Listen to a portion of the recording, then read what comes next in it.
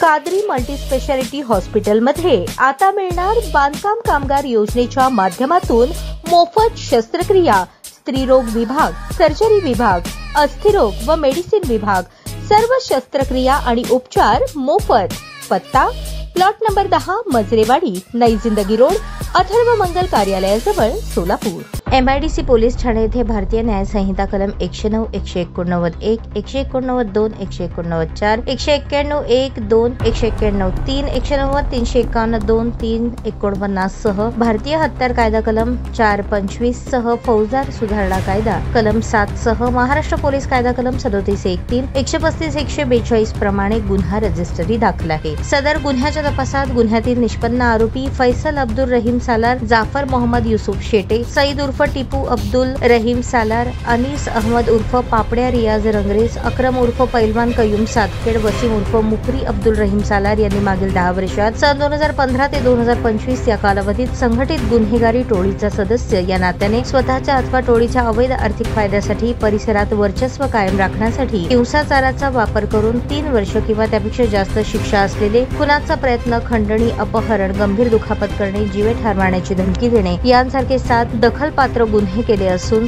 सदर गुन्ह्यातील नमूद आरोपी हे एकाच टोळीचे सदस्य असल्याचे निष्पन्न झाले। त्यामुळे पोलीस आयुक्त M राजकुमार यांनी 21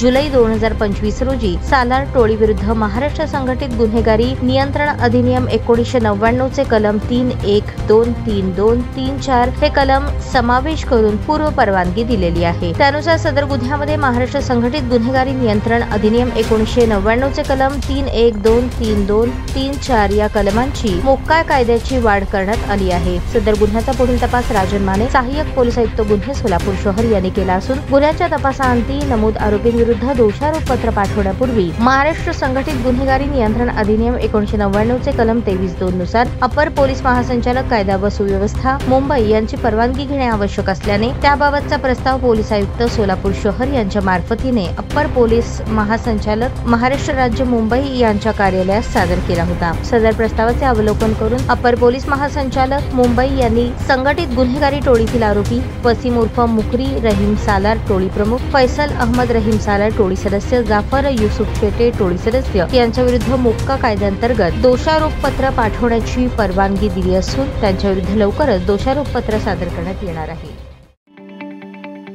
ताज्या बातम्या पाहण्यासाठी प्राईम महाराष्ट्र न्यूज चॅनलला सबस्क्राईब करा।